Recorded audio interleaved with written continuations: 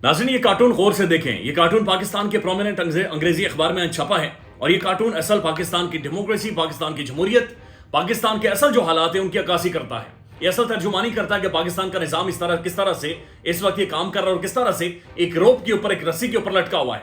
एक कार्टून आज फवाद चौधरी साहब ने पाकिस्तान की मुअज़्ज़ज़ अदालत के फाजिल जज के सामने भी रखा है। कार्टून में आप बगौर देखें तो एक तरफ एक खंबा बना हुआ है जिस पर तहरीक इंसाफ लिखा हुआ है, दूसरी तरफ एक खंबा बना हुआ है जिस पर जेल लिखा हुआ है, दरमियान में एक रोप है, दरमियान में एक रस्सी है और उस रस्सी के साथ फवाद चौधरी साहब भी और असद कैसर साहब भी लटके हुए हैं। ये उस रस्सी के साथ लटके हुए हैं और इनके मुंह खुले हुए हैं और इन्हें समझ नहीं आ रही कि हम क्या करें। ये असल में इस चीज की तर्जुमानी करता है कि किस तरह से या तो आप पीटीआई ज्वाइन करेंगे, पीटीआई की तरफ जाएंगे, या फिर आप जेल में जाएंगे। नहीं, दरमियान में लोगों को रखा गया है कि आपके पास और कोई हल नहीं है कि अगर इस तरफ गए तब भी आप गिरेंगे, इस तरफ गए तब भी आप गिरेंगे, और एक रास्ता सिर्फ दिया गया है। आज इसके हवाले से एक ट्वीट भी आया फवाद चौधरी साहब ने। आज ये अंग्रेजी अखबार एक्सप्रेस ट्रिब्यून में छपने वाला कार्टून का सफा अदालत के सामने पेश करके कहा कि यह कार्टून अदालत देख ले, ये केस है मेरे खिलाफ, जिस केस में गिरफ्तार हूं, इसका मुद्दई कहां है, आज तक नजर नहीं आया। अदालत ने अखबार अपने पास रख ली। फवाद चौधरी साहब के ऊपर बुनियादी तौर पर केस ये है कि फवाद चौधरी कोहिसार मार्केट में जाते हैं, वहां पर चाय पीते हैं, वहां पर जहीर नामी एक शख्स भी जाता है। फवाद चौधरी साहब से उसकी मुलाकात होती है, मुलाकात में उनकी दोस्ती हो जाती है और वो अपने 50 लाख रुपए फवाद चौधरी साहब के पास रखवा लेता है कि मैं बाद में जाकर जमीन लूंगा तो आपने ये 50 लाख रुपए मुझे दे देने। फवाद चौधरी साहब कहते हैं कि ठीक है, आपको मैं बाद में वापस दे दूंगा। फिर फवाद चौधरी साहब उनसे ये कहते हैं कि मैं आपके बच्चों की असल में नौकरियां करवा दूंगा, लिहाजा ये 50 लाख आप मेरे पास ही रहने दें। फिर पीटीआई की हुकूमत चली जाती है और फवाद चौधरी साहब उस जहीर नामी बंदे के 50 लाख अपने पास रख लेते हैं, लेकिन नौकरियां नहीं करवाते। तो वो शख्स 50 लाख का उसने केस फवाद चौधरी साहब के ऊपर कर रखा। खुद ही अंदाजा लगाइए, क्या ये पाकिस्तान में मुमकिन है? अगर मुमकिन है तो शायद अल्लाह करे कि मुझे भी ऐसा कोई जहर मिले और आपको भी कोई ऐसा जहर किसी चाय खाने में, किसी ढाबे पर या किसी सड़क पर चलता हुआ मिले।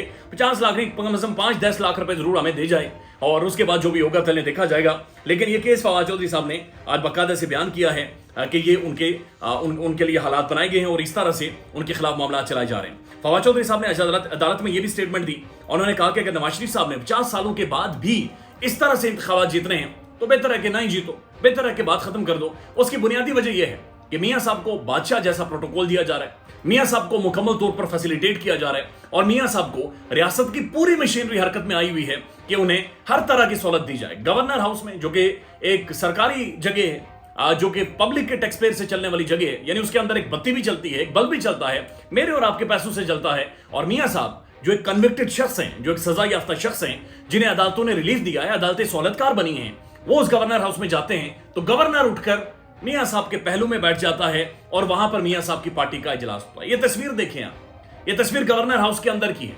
मियां साहब और उनकी पार्टी नून लीग इजलास कर रही है और गवर्नर मियां नवाज शरीफ साहब के पहलू में आकर बैठ गए।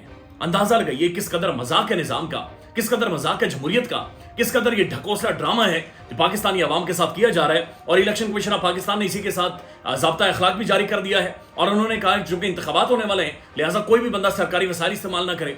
तो ये तस्वीर अगर इलेक्शन कमीशन ऑफ पाकिस्तान बराए मेहरबानी देख ले तो शायद वो इस चीज को एक्सप्लेन करेंगे कि क्या ये सरकारी वसाइल इस्तेमाल हो रहे हैं या नहीं हो रहे।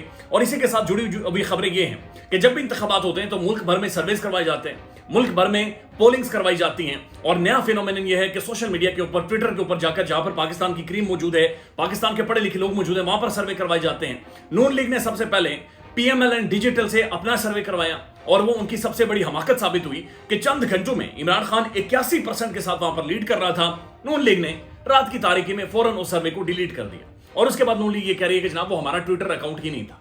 उस चीज को कॉपी करते हुए पाकिस्तान के प्रोमिनेंट साफी कामरान खान साहब ने अपने प्लेटफॉर्म पर सर्वे किया, वहां पर इमरान खान 78% से वो सर्वे लेकर गया है। सुनो टीवी के ऊपर, यानी ये भी अगेन पाकिस्तान का प्रोमिनेंट न्यूज चैनल हबीब अकरम साहब जहां पर काम करते हैं, वहां पर एक और सर्वे डाला गया और ये अगेन ट्विटर सर्वे था। 98% लीड इमरान खान लेकर गया। 98% एक तरफ इमरान खान था और 2% यानी दूसरी तरफ के सारे वोट थे और वो इमरान खान लेकर गया और वो पूल भी रात की तारीखी में डिलीट कर दिया गया है। अब तक के ऊपर एक सर्वे चल रहा है और मुख्तलिफ प्लेटफॉर्म्स के ऊपर चल रहा है जहां पर इमरान खान बुनियादी तौर पर लीड कर रहा है, लेकिन जो ही इमरान खान साहब लीड करते हैं तो वहां पर फौरी तौर पर वो सर्वेस डिलीट करवा दिए जाते हैं, उन सर्वेस को खत्म करवा दिया जाता है और उनके खिलाफ कोई ना कोई चीज ऐसी आ जाती है कि जनाब वो सर्वे अचानक से बढ़ जाते हैं या फिर वो सर्वेस उड़ जाते हैं।